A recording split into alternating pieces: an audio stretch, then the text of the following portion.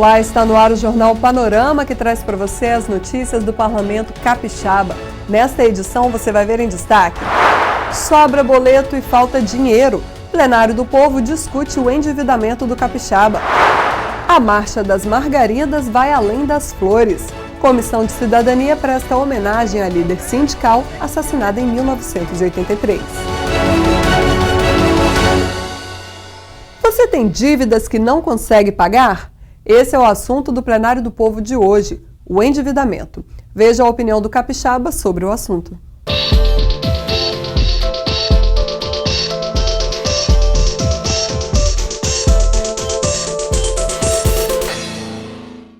Contas atrasadas, boletos que não param de chegar, juros acumulando, as dívidas tiram o sono de muita gente.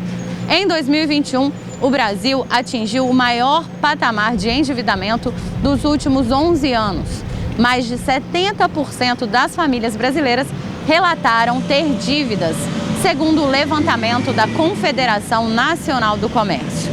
No Espírito Santo, mais de 2 milhões de capixabas fecharam o primeiro semestre deste ano com contas em atraso. E é este o tema do Plenário do Povo de hoje. Viemos conversar com os capixabas sobre endividamento. Essa pandemia afetou muitas famílias e com a minha não foi diferente.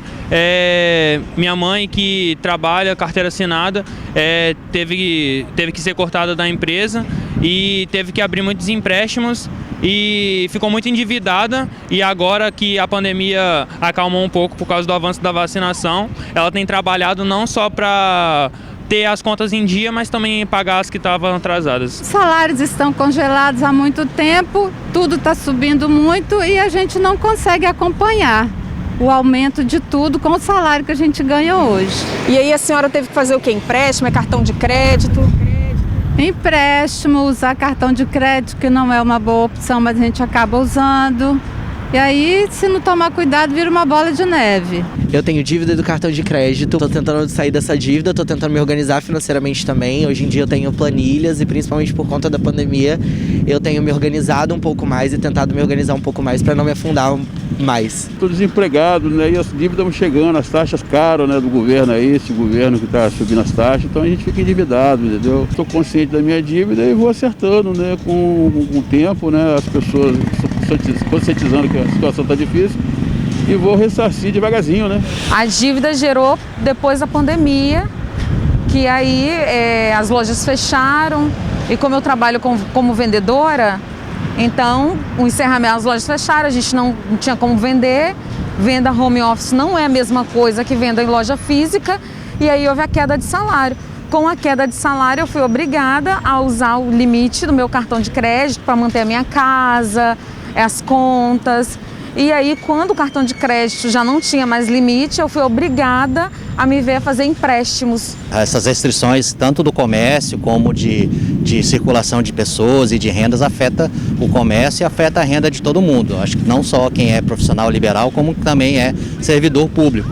Ainda mais porque a inflação ela vem corroendo o poder de compra do trabalhador, né? Então, por mais que você não tenha sido demitido, você acaba tendo um poder de compra menor e aí você tem que fazer um rebalanceamento do seu orçamento doméstico. Eu sou maquiadora, trabalho com maquiagem para eventos, né, cabelo, a parte de estética também.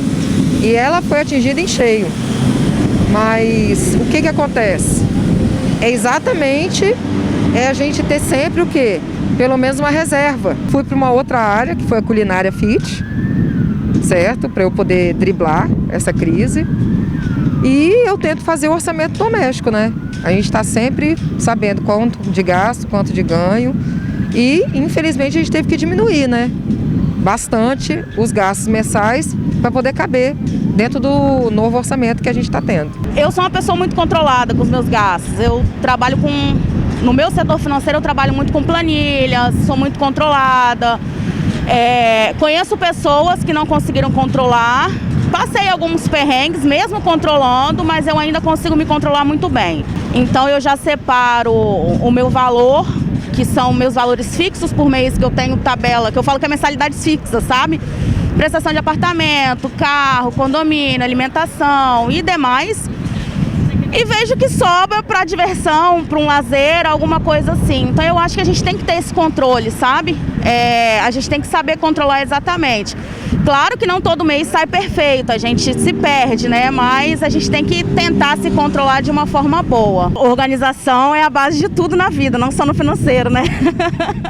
Se você faz parte dos 2 milhões de capixabas endividados e gostaria de sair dessa situação, ou se você não quer entrar nessa estatística, a estreia de sexta-feira da TV Assembleia é para você. No programa Conta Pra Gente, apresentado pela repórter Larissa Lacerda, a educadora financeira Mirna Borges dá dicas para sair e nunca mais voltar para esse reduto.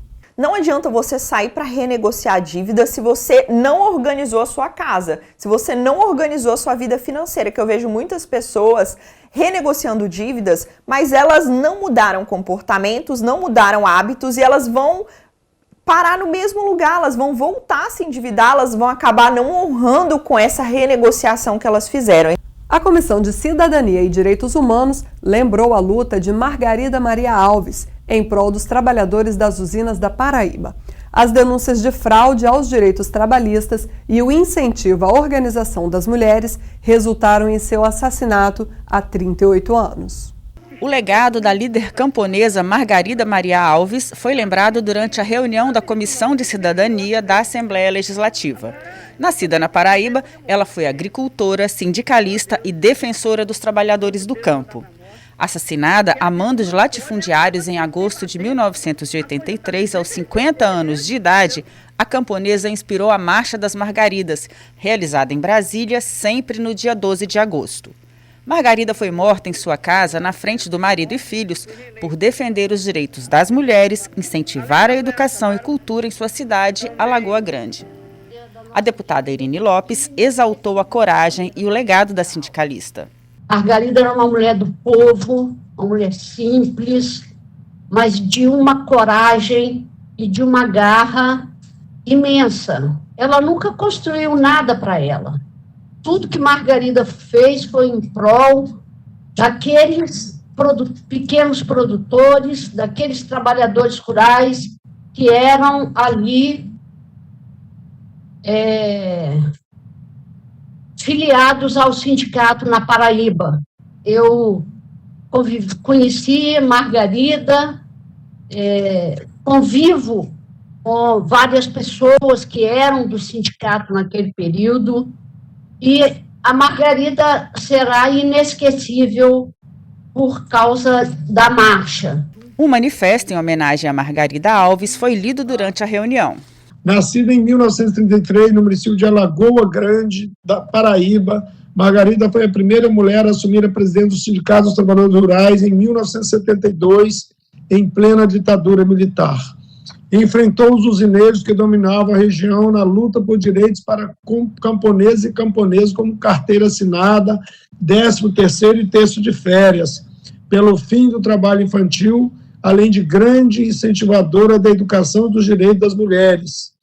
Durante os 12 anos que ficou à frente do sindicato, moveu centenas de ações trabalhistas contra as usinas de cana-de-açúcar da região e fundou o Centro de Educação e Cultura do Trabalhador Rural como uma das formas de combate ao analfabetismo.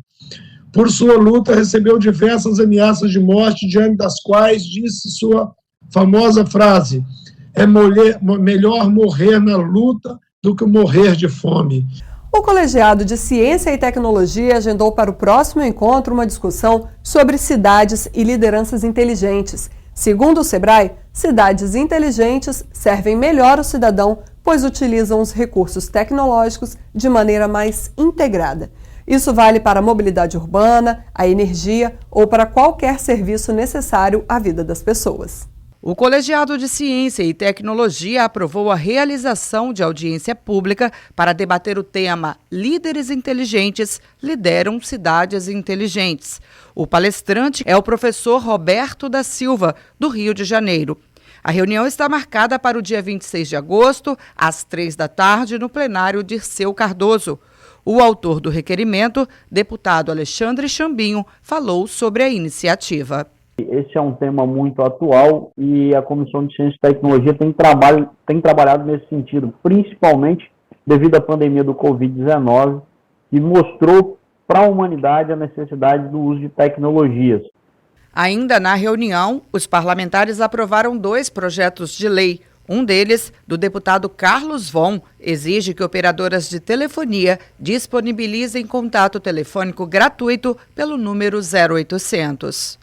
Já outra iniciativa proposta pelo então deputado e atual prefeito de Vitória, Lorenzo Pasolini, obriga a instalação de telefones fixos adaptados para pessoas com deficiência visual, auditiva ou de fala em locais com grande circulação de público. Além de ser o Dia Mundial da Fotografia, 19 de agosto também é o Dia do Historiador. O fotógrafo registra recortes da realidade e ajuda a construir memórias. O historiador estuda, pesquisa e analisa os acontecimentos e seus impactos. O trabalho de um é matéria-prima para o outro e vice-versa.